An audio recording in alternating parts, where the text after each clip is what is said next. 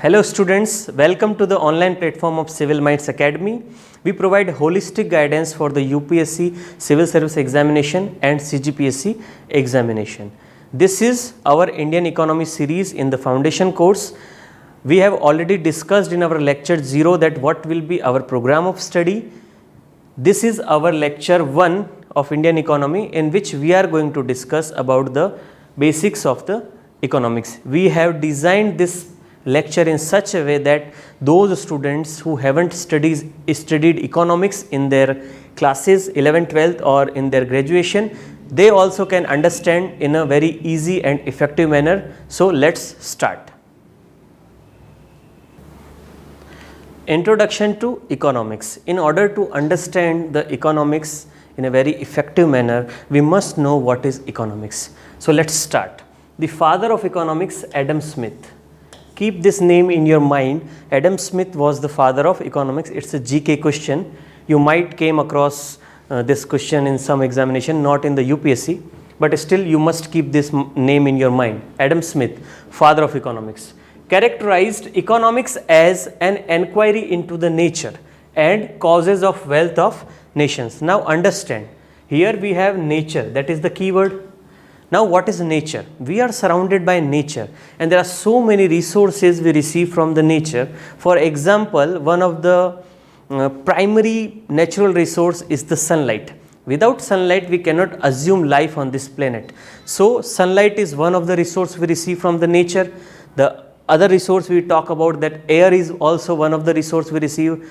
The land is also a resource. So these are the resources which we receive from the nature, and those resources are going to help us living a good life. Sometimes those resources are used by humans directly, and sometimes we modify those resources to use them and reap benefit from them.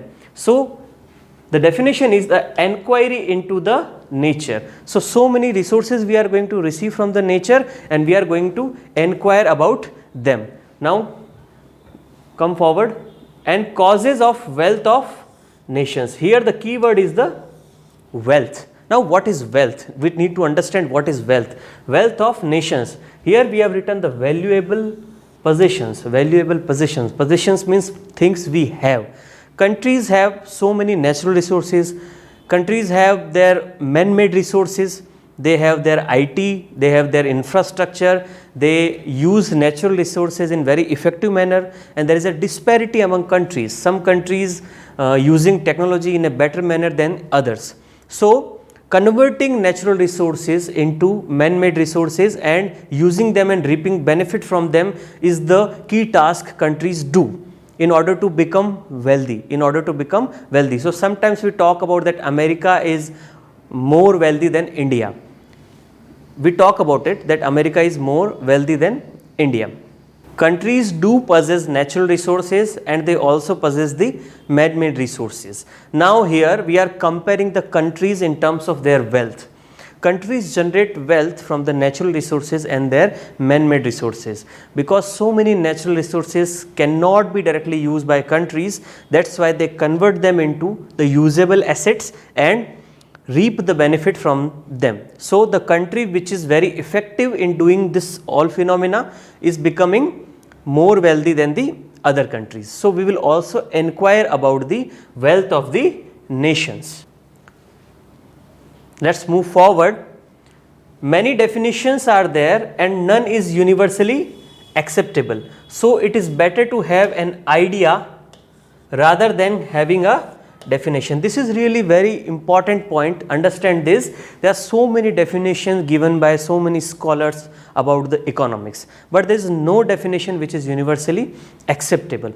So here we have written that it is better to have an idea rather than having a definition. So do not consider economics as a subject and try to develop an idea. And we are guaranteeing you that if you will be with us till our L3 and L4, you will develop an idea about economics. Let's move forward. So let's try to generate an idea about economics. Let me tell you a very important thing. There is a conventional belief and there is a mundane belief in the people who study economics or who know a very little economics, that Economics is all about the banking, finances and the rupee, but it is not.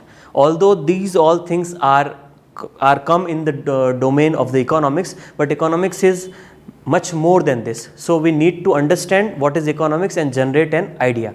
Let's start. What will be the idea about economics? The study centers on resources. Now our keyword is the resources. Now we will understand what are the resources. Resources are assets. Resources are assets which supports individual or organization to grow, fulfilling their aspirations and help in an effective functioning. Now understand what are the resources. Resources are asset. First thing is the asset. Those are assets. What are assets? Assets are useful and valuable things with us. Everyone have assets and liabilities on them. For example, a human being have a wise character and honesty. These are the assets which a particular person have. Or we can say, if we will go in the materialistic thing, if you have a big house, if you have a land, if you have a huge money with you, these all are your assets. So resources are assets which supports individual or organization. It can be individual, or we are also talking about organization as a whole. So supports individual or organization to grow. First thing is to grow. Definitely in order to grow we need resources, we need assets. Like for example, if you are going to start a business, we need money. So money is our asset. Similarly, if particular organization is trying to grow, they need money, they need human resources, they need the capital to start the business. There are so many things which they required. Those are the assets in order to grow. If you want to grow, you need assets, and those assets are nothing but your resources. Fulfilling their aspirations. Now what are your aspirations? Aspirations means what you want to do for your development. Like I want to become a billionaire, then it means I want to grow. This is my aspiration, that I want to become something. So in order to become something, I need to utilize the resources. I need resources to grow. And help in effective functioning. Effective functioning means, definitely if I am right now teaching you, right now you are listening to me, you need, in order to listen to me, you need mobile phone in your hand. So that mobile phone is nothing but the asset. So here functioning effectively means you are using earphone right now, means you are listening to me in a effective manner. For effective functioning you need resources. So here this study centers on resources. This is the first thing. What are resources? Resources are assets which help you grow and fulfilling your aspirations and function effectively. Okay, let's move forward. Resources may be abundant. Abundant means they are available in the large quantity around us. For example, the sunlight is abundant, huge amount of sunlight is available. Water is also abundant, air is also abundant, land is also abundant, minerals are there, etc. So resources can be abundant, बहुत ज़्यादा हो सकते हैं, और scarce means less in quantity, कम हो सकते हैं बहुत. Diamonds are less in quantity, gold, saffron we produce, that is also less in quantity. So resources can be abundant or scarce. Let's move forward. They can be natural or man-made. Natural resources are these: sunlight, water, air, land, all are natural resources. We receive all those things from the nature, and or can be man-made. Man-made means we are receiving some natural resource. Now we are converting this into resource which are using by us. That is the man-made resource. We are processing with those resources. So they can be natural or man-made. Like saffron. Saffron is example of man-made resource because saffron is produced by us. They can be monetary or non-monetary. Monetary means in terms of money, like I am giving you 5,000 rupees, that is in terms of money. I am giving you $5, that is also money, or I am giving you money of any currency, that is the monetary resource. And resources can also be non-monetary. So these are other diamonds and gold, and these are the non-monetary resources. So we have understand that resources can be abundant, बहुत ज़्यादा हो सकते, they can be scarce, बहुत कम हो सकते, दे can B natural, वो direct हमें nature से मिल सकते हैं. They can B man made, हम उसके साथ नेचर से लेके उनको प्रोसेस कर सकते हैं, मैन मेड बना सकते हैं. दे कैन बी मॉनेटरी और non monetary. They can be in terms of money और they can be without money, और मनी की फॉर्म में जो नहीं है. Let's move forward. Adam Smith observed that things which have greatest value in use have frequently little or no value in exchange, and on the contrary, those which have greatest value in exchange have frequently little or no value in use. Try to understand this thing. This is more about common sense. This is really a common sense statement that things which have greatest value in use, have frequently little or no value in exchange. Here we are going to take an example. Greatest value in use. Now, right now, assume what is the most important thing you need in order to survive. The first thing is the air you need. If you won't breathe for 3 to 4 minutes or 5 minutes, you might die. Okay, so air is a thing which have a greatest value in use, but if you will take a box and fill air in that and try to exchange some money try to exchange this with somebody, you won't receive any monetary help or any asset, any value. So this is the thing we need to understand, that things which have greatest value in use, air have greatest value in use, you won't survive without air 5 minutes, have frequently little or no value in exchange, means you are exchanging it but you are not receiving any monetary benefit. Now next statement, and on the contrary, those which have greatest value in exchange have frequently little or no value in use. For example, which are the things which have greatest value in exchange? For example, take the gold. If you have 1 kilogram of gold and you will go and sell that in the market, you will receive a huge sum of money, but you can't eat the gold. Without food you will die, but without gold you won't die. So gold have a very little use in your life, but still have a very greatest value in exchange. You got this point? So this statement is given by the father of economics, Adam Smith. So here let's revise. Economics is centered around the resources. What are resources? Resources are those assets which are useful for you and without which you won't grow. So support individual organization. Resources की जरूरत किसी को भी पड़ सकती है. Even individuals need resources, organization, institutions also need resources. Resources are going to help you grow, fulfilling your aspirations and help in effective functioning. Resources can be abundant, they can be very huge in number, they can be scarce, बहुत कम हो सकते हैं, natural or man-made, monetary or non-monetary, and the last statement we have already discussed. Here we can see that there is one more example, water and the diamond. We have already discussed the example of air and the gold. Here the same example is described, that water is most useful for our lives, but its exchange value is very little as compared to diamonds, which have very little or no use for us. We have already discussed this. Let's move forward. Economics studies both the scarcity and the abundance. Here the word is the scarcity and the abundance. We have already discussed what is the meaning of scarcity and the abundance. Scarcity means those resources are very less in nature, and the abundance means those resources are hugely available in the nature.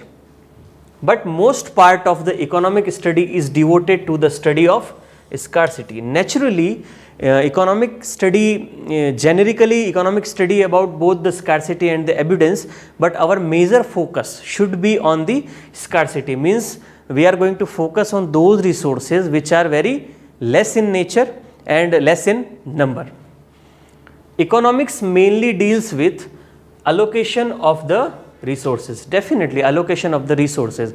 Those resources which are very less in number are always matter of the competition among the countries, among the people themselves, because everybody want to obtain those resources. So it is always the allocation of resources on which economics focuses, how they are allocated and how they are used by the people. So this is the first thing. We will study all these things in details, no need to bother. Second is the allocation of the factors of production. Now here a new term, factors of production, is coming. In the next slide we are going to discuss what are the factors of production. Next is the behavior of factor of production, we will study about it, and next is the consumption pattern of the factors of production. So, first we will study about what are the factors of production, then the behavior and their consumption pattern. The economic theories also deliver less in practice as the world is more complicated than what was considered while building these theories. Understand this statement. The economic theories we see around us, which is used by the scholars and the government and the economists today in making the economic policies, are made by the scholars and the economists in the almost 200 or the 300 years before today. So, the economic situation today is not same as the time when these economic theories has been created or the formed, because the world is changing day by day, and today we see that economic situation is not the same due to globalization and so many other factors are there. So, this is what this statement is trying to say, that those economic theories might not help you attaining the right result today. This is what the first statement is saying. Now, come to the second statement. But the economic theories here, but the economic theories and models do not fail, The world as due care is taken while building it and forming it to make it as much as possible to the reality of the world. But still there are so many theories which are literally really good and as much significant as today as they were at the time of their making, because due scientific care has been taken while forming those theories. Now, let us understand what are the factors of production. This is really important to understand what are the factors of production. We see around us there are companies, there are businesses, there are people who are engaged in the production. Either they are producing something, either they are producing the pen, they are producing the chairs, table, bikes, automobiles, companies are producing. So, either they are producing the goods or they are producing the services. What are the services? Right now I am teaching you, it is nothing but a service, because I am not selling anything, I am serving. Similarly, in hospitals, in schools, in IT industries, these all are services. Or on the other hand, there are goods. Goods means there is a production of this pen, biscuits or automobiles, all these things are produced. So, the production process contains either they are producing goods or they are producing services. Goods are tangible. Tangible means you can touch them, and services are non-tangible. Services are non-tangible, you can't touch them, I am teaching you right now, you can't touch the education, okay. So, this is non-tangible thing. Services are non-tangible and goods are tangible. So, the production process is comprises of either you are producing goods or you are producing services. Now, we need to understand what are the factors of production. What are factors of production? Let me tell you the generic definition. Factors of production are those things which are required to produce either goods or services. If you want to produce something, if you want to produce goods, you need something, you need inputs. Those inputs are called the factors of production. Now, we will understand with an example. Let us understand with an example what are the factors of production.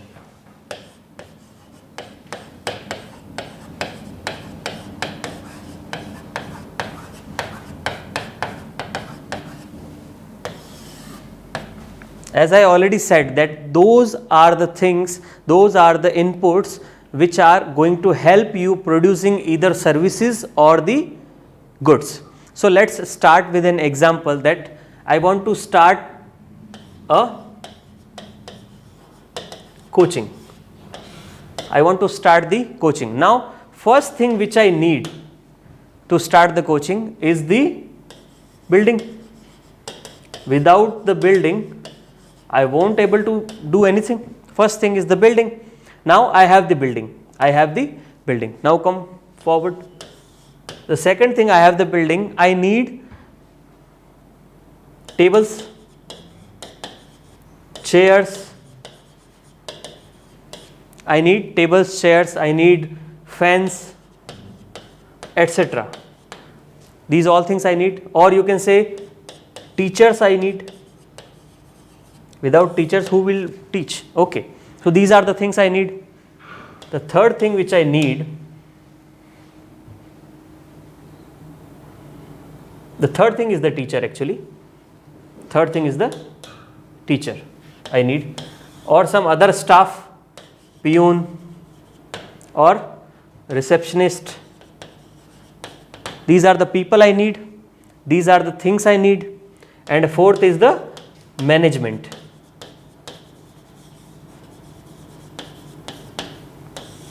And to purchase all these things I need money, which I am considering here in the second option. So with all these four things I can start my business. The marketing and all these things are subcomponents under these four. Okay. So the building part, the first part, that is building, is called as the land part. Ultimately I need the land. The tables, chairs, fans, etc. are, all these are called the capital.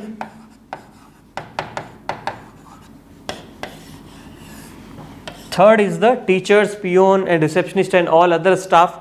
This is called the labor. And the fourth is the management, which is nothing but the owner. Owner is going to manage this. So these are the four factors of production. If something is coming in your mind right now that this is also need for the production process, then that will definitely come under these four heads. And mostly things, the arbitrary things comes under the point number 2, that is under the capital or the labor. If you need people, they will come under the labor. If you need some input, other inputs like tables, chairs, fans, etc., something like that, that will come under the capital. Or you need majority of things come under these two heads, and these four are collectively called as the factors of production. Factors of production. So keep in mind, let's move to our slide that we have already discussed here. Factors of production is an economic term that describes the inputs. Here the keyword is the input. Keyword is the input. So those are the inputs used in the production of goods or services. As we already discussed, either we are producing goods or we are producing services. To make an economic profit, the main aim of the business is the profit making. We are going to make the profit. So these include any resource needed for the creation of goods or services. All the resources which you need for the production process are called the factors of production. And these factors of productions are divided into four heads. There are four factors of production. First is the land, we discussed. Labor, we discussed. Capital, we discussed. And the entrepreneur. Entrepreneur means the person who owns that particular business. So all these four collectively called as the factors of production. And if you want to understand economics in the effective manner, please keep this particular frame in your mind, that these are the four factors of production: land, labor, capital and entrepreneur. Simple language में एक बार factors of production को फिर से समझने का प्रयास करते हैं। फैक्टर्स ऑफ प्रोडक्शन समझने का बहुत सामान्य सा तरीका ये है कि हमारे चारों तरफ जो है प्रोडक्शन एक्टिविटीज़ चल रही है। अगर आप इकोनॉमिक स्फीयर की बात कर रहे हो तो प्रोडक्शन एक्टिविटीज़ चल रही है, कुछ ना कुछ उत्पाद का काम चल रहा है। वो जो उत्पाद का काम है उसमें या तो गुड्स प्रोड्यूस हो रहे हैं, गुड्स मतलब वस्तुएं, जैसे पेन हो गया, पेपर हो गया, टेबल, कुर्सी, मोटरसाइकिल, कार, ये इन सारी चीज़ों का प्रोडक्शन हो रहा है। ये सारी चीज़ें वस्तुएं हैं, इनको गुड्स कहा जाता है। तो या तो गुड्स का प्रोडक्शन हो रहा है या फिर सर्विसेज का प्रोडक्शन होता है, जिसको सेवा कहा जाता है। जैसे अभी आप मुझे सुन पा रहे हैं, मैं आपको पढ़ा रहा हूँ, तो एजुकेशन जो है एक सर्विस है, एक सेवा का काम है। वैसे ही आप हॉस्पिटल में जाएंगे तो डॉक्टर आपके लिए कोई प्रोडक्ट दे रहा है, वो उसकी सेवा दे रहा है।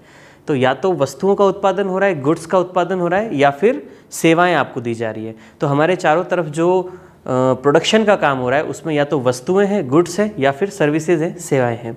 इन वस्तुओं का प्रोडक्शन या सेवाओं के प्रोडक्शन के लिए हमें जिन जिन इनपुट्स की ज़रूरत पड़ती है वो सारे इनपुट्स जो होते हैं उन सारे इनपुट्स को मिला के हमने 4 पार्ट बनाए हैं, 4 भाग जो बनाए हैं, वही 4 भाग जो होते हैं उसको कहते हैं फैक्टर्स ऑफ प्रोडक्शन। उसमें पहला जो है हमने बताया वो लैंड है, सेकंड लेबर है, थर्ड कैपिटल है और चौथा है एंटरप्रेन्योर। एंटरप्रेन्योर जो उस बिजनेस को ओन करता है। ये चारों ही मिलके फैक्टर्स ऑफ प्रोडक्शन बनते हैं। और अगर अभी आपके दिमाग में ये आ रहा है कि कोई और भी चीज़ है जो किसी बिजनेस को चलाने के लिए चाहिए, तो डेफिनेटली वो इन चारों में से ही किसी के अंडर आएगी। इसको समझने का प्रयास करना है। तो फैक्टर्स ऑफ प्रोडक्शन जो है, जो उत्पादन के जो कारक हैं वो 4 हैं: land, labour, capital and entrepreneur. So let's move forward. Now we will understand the streams of economics. There are 2 streams. There are 2 streams of economics: microeconomics and the macroeconomics. There are 2 type of economics: microeconomics and macroeconomics. First, we will understand what is the microeconomics.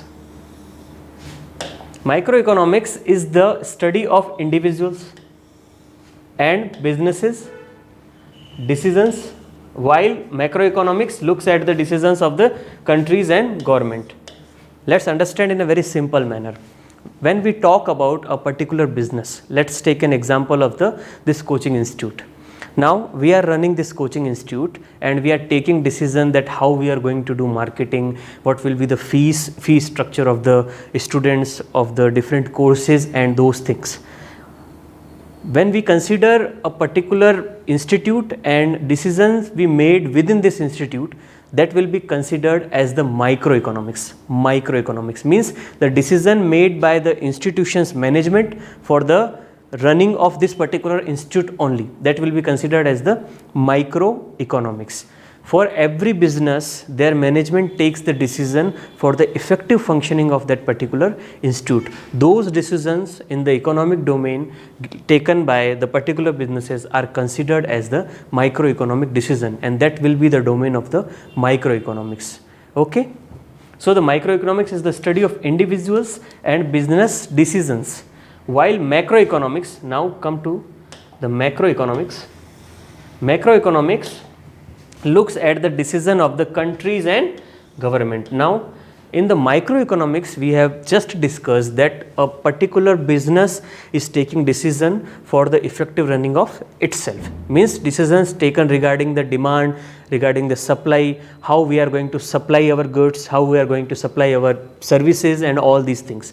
When a decision is taken in such a manner, that will be the decision in the microeconomics. Now the macroeconomics is a larger perspective. We are talking about the decision of the countries and the government. Now the government is taking decision for the whole country, or the state is taking decision for the holistically for the whole country. Then that will be considered as the macroeconomics, in which in macroeconomics we will read about the GDP, we will read about the inflation, we will read about the poverty. All these concepts we are going to study in the macroeconomics. So this is the difference between the microeconomics and the macroeconomics. Let's move forward.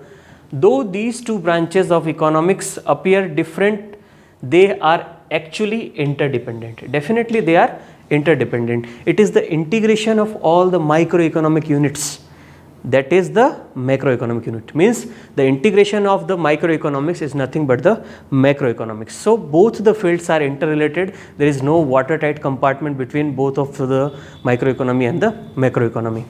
So they are actually interdependent and complement one another. Complement one another means the decision taken in the microeconomics will definitely going to affect the macroeconomy, and decision taken in the macroeconomy will definitely going to affect the microeconomy. Okay, so they are actually interdependent and they complement one another. Many overlapping issues exist between the 2 fields. There are many issues which are overlapping and which are not confined to the domain of one particular field. Okay, so this is the microeconomics and the macroeconomics. Now let's understand the microeconomics in the detail.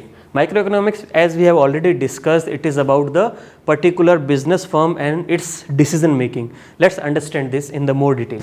Microeconomics is the study of decisions made by people and businesses regarding the allocation of resources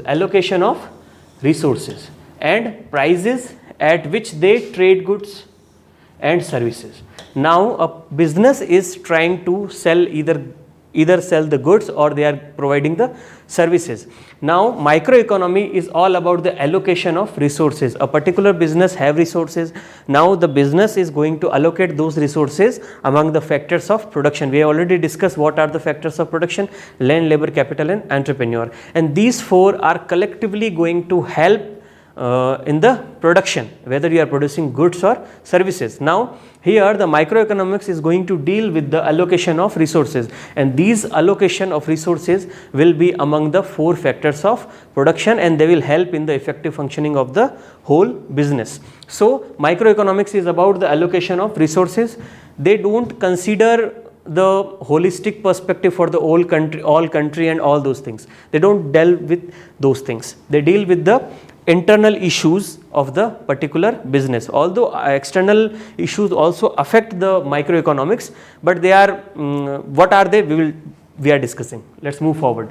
Allocation of resources and prices. Prices means the prices at which they are going to trade goods. Definitely the business, while deciding that if I am producing this pen, now I am going to decide what will be the selling price of this pen. So while deciding the selling price of this pen, I will take into consideration all the input cost which I have taken, used to produce this pen.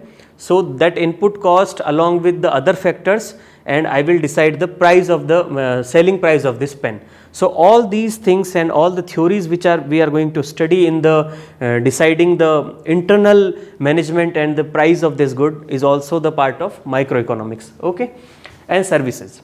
If it consider taxes, regulations and the government legislation. Now first thing is the taxes, means if I am producing this pen, there is a particular tax which government is going to take from me for producing this particular pen.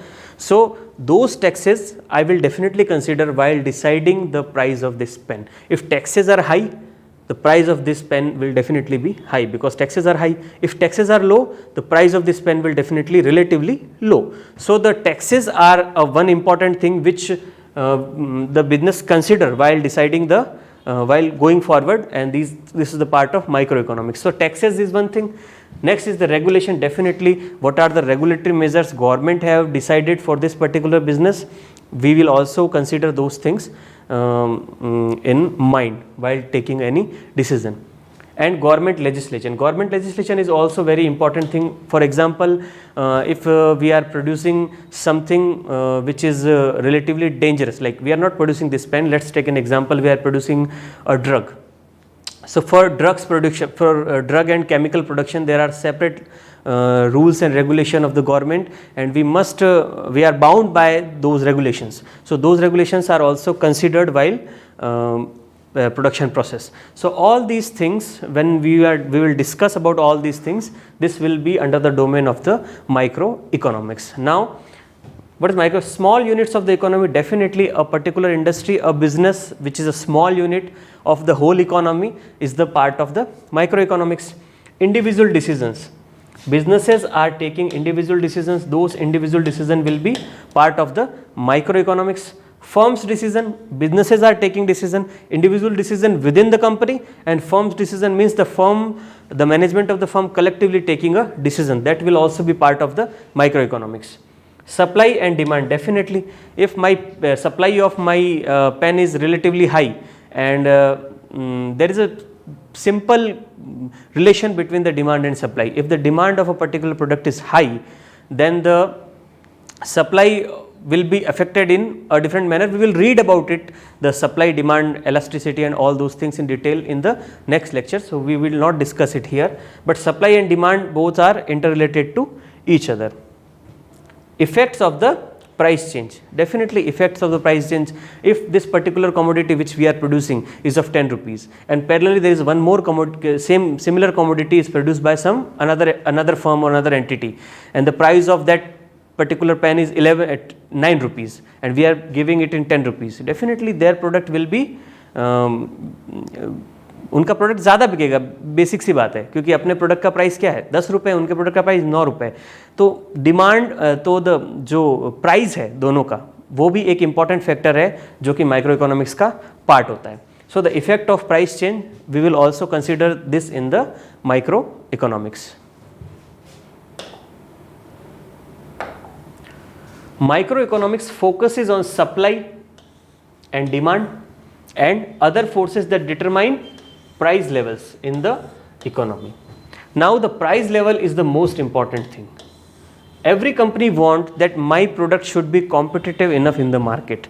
If my product will be competitive enough, it means my product is qualitatively good, and also on the other hand the demand of the product will also be high. The company will make good profit. The ultimate aim of the companies is to make good profit. So they always consider the price level. They will be more concerned about the price level. So they will study market and they will take decision in such a manner that their price, the price of their product should be competitive. Okay, in the economy. That is also domain of the microeconomics. Microeconomics involves several key principles: demand, supply and equilibrium. Demand and supply we are going to study in our next upcoming lectures. The labor economics, definitely labor economics. What is labor economics? Labor is a very important, it is one of the factors of production. Without labor you won't be able to produce anything.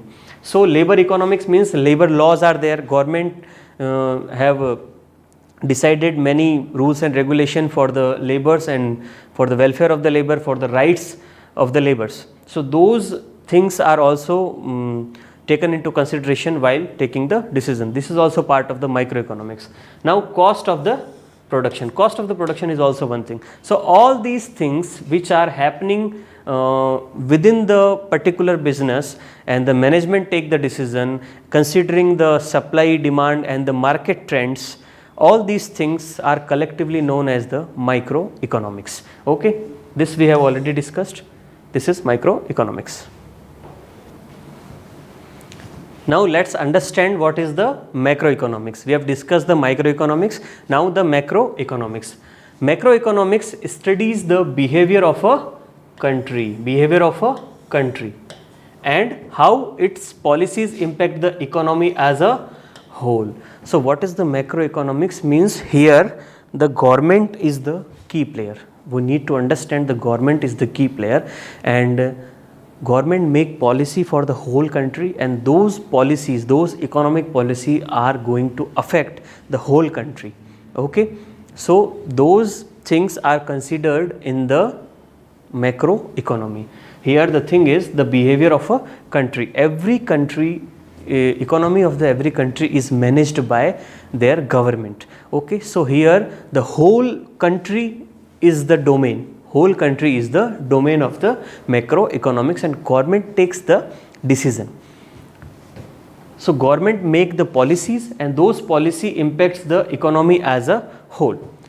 It analyzes entire industries and the economies. Entire industries means all the industries collectively are observed by the government while making the policies, rather than individual or specific company. We have studied in the microeconomy that we study about the individual businesses and their managerial aspects, but here in the macroeconomics we don't study the individual or the business entities, the internal management of the business entities. Rather than dealing with demands and supply, we deal with the country as a whole, which is why it is the top down approach.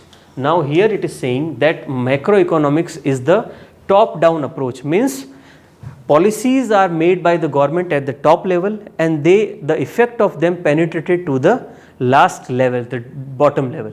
Okay, let's take an example. Like for example, government is making a policy, like government of India is making a policy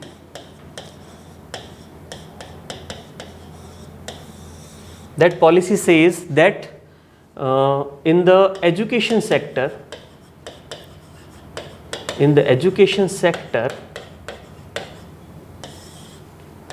if anyone wants to start any business related to the education, then government is saying that we will provide them interest free loans. Interest free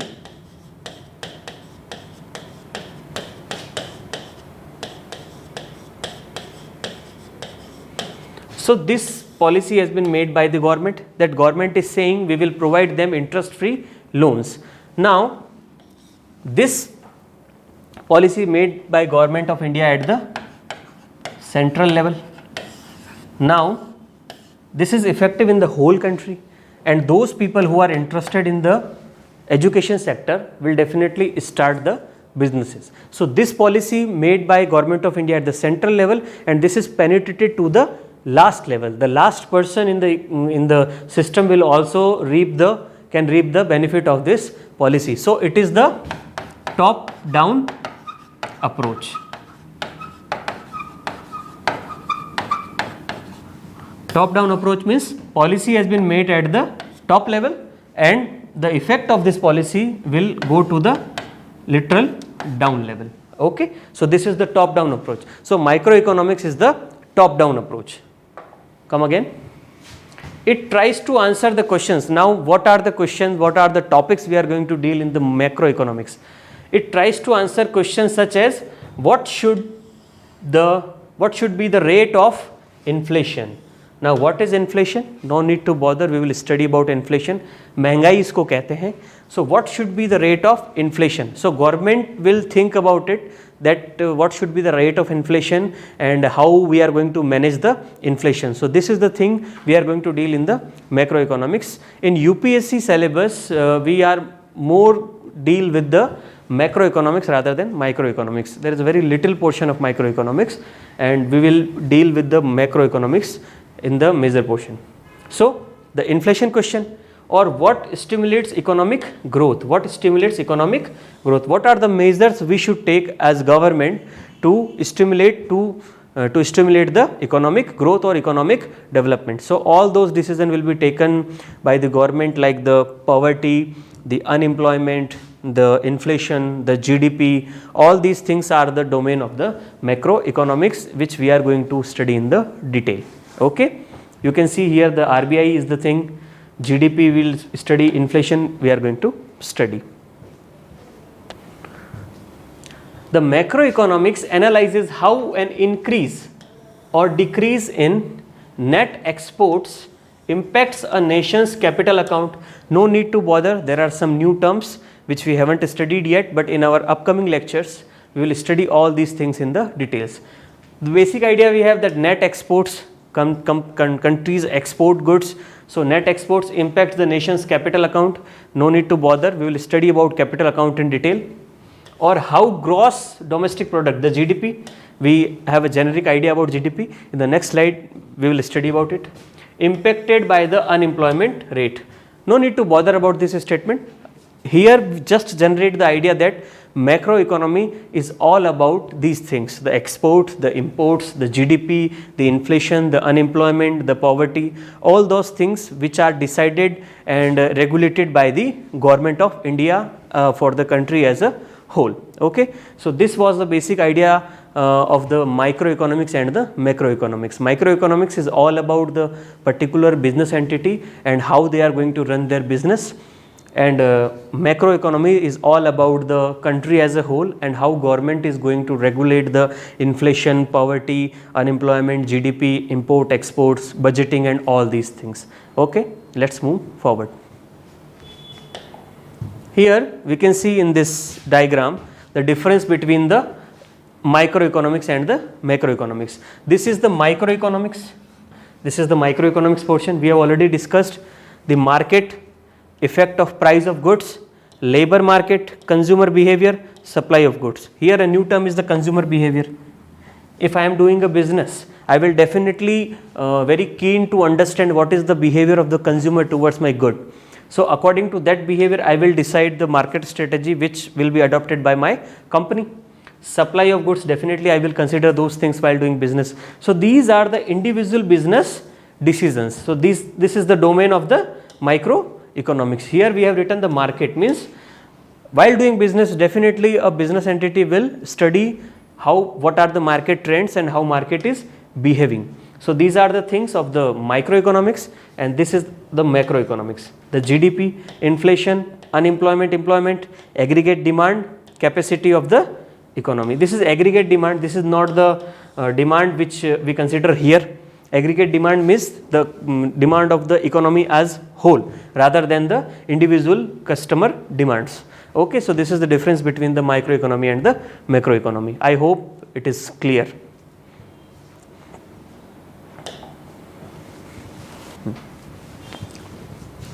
Now we will try to understand the flow of income.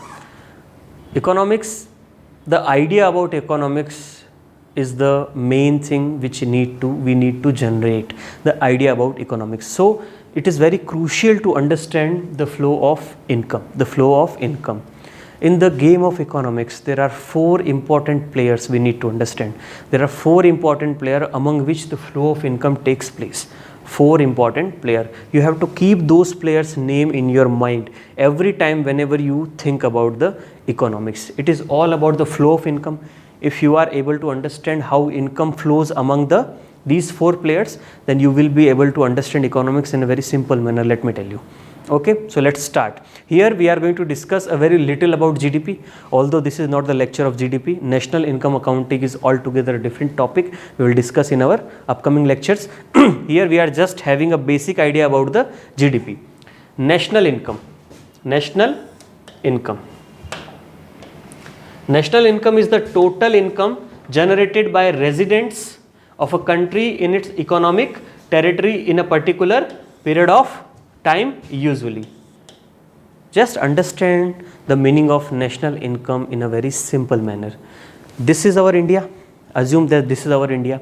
Those people who are residing inside India, irrespective of whether they are foreigners or the domestic or the resident Indians, okay, or the citizens of India, irrespective of their nationality, those people who are residing in this particular geographical territory, those people are producing n number of goods in particular 1 year, then all the production, that collective production is called as the GDP. It's a generic definition, let me tell you. We are not going and dealing with the specificity. It is just a generic definition.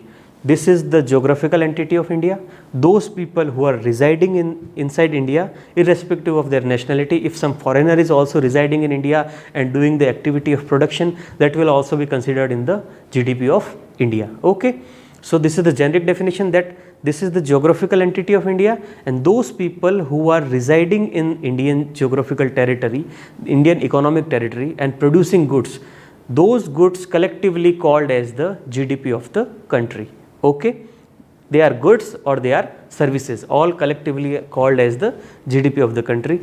This is generic definition. Let me tell you again, we will deal with the GDP and related aspects in our upcoming lecture of the national income accounting. This is generic definition. Understand this and just generate an idea in your mind. Okay, so that GDP and related concept is the national income. So relate that GDP with the national income. So that is called the national income. Okay. Although national income and GDP are related, they are not same. But for understanding the basic concept, just assume that national income and GDP are relatively same. Okay. So national income is the total income generated by residents of a country. It is not the citizens of a country, it is the residents of the country. So the citizenship is not important. If you are foreigner and residing in India and doing the production activity, your production output will also be considered in the India's GDP. Okay.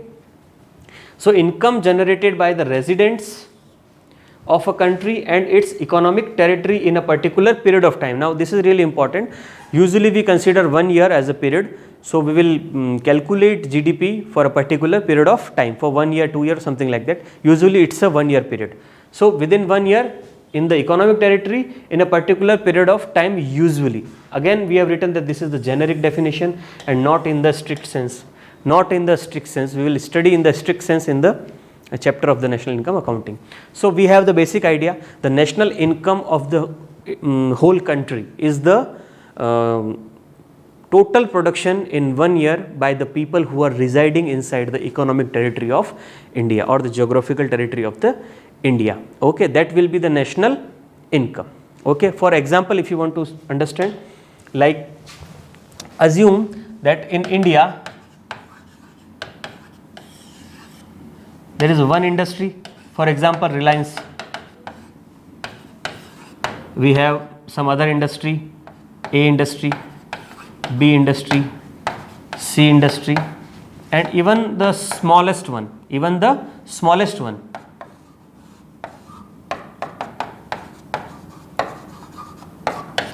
industry. All these industries collectively producing the goods and services. So whenever we add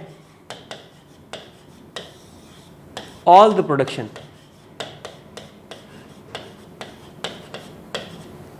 that will be called as the GDP, and here not in the strict sense we are talking about the national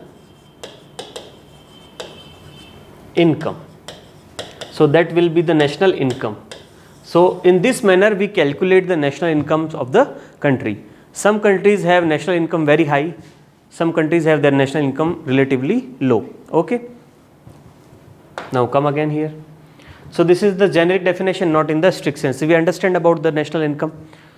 The growth in the national income helps to know the progress of the country. Here understand the very basic topic. Now we know that when our income grows, then our development takes place. So when our income increases, that is a kind of development for us. So in the same manner, when the national income of the country increases, that helps the country to develop itself or to grow. Let's understand. Like today there are only 100 biscuits or biscuit packets. 100 biscuit packets are produced by a particular business entity A, in which there are 50 laborers. 50 laborers. Now, if the demand in market will increase for the biscuit, what the company A will do? It will produce more biscuits, 50 more, means 150 biscuits. It will produce 150 biscuits, but it have 50 laborers which can only produce 100 biscuits. So in order to produce 50 more biscuits, it need more labor. What it will do? It will recruit 25 more laborers. So those 25 people who were available to do work or who were unemployed get the employment here. So those people who get employment will earn the money, and they will go into market and spend that money. They will spend that money and they will buy goods. They will buy goods, means the demands of that particular good will also increase. Demand of that particular good will also increase. There will be more demand, there will be more production, there will be more employment, and this cycle will go on. So the demand, when demand increases in the national, then the growth will happen. Growth will happen means the national income will increase. So this is the cycle in which the economy work. Okay. So demand will be there. There will be more biscuit production. In order to produce more, the company will recruit more labor.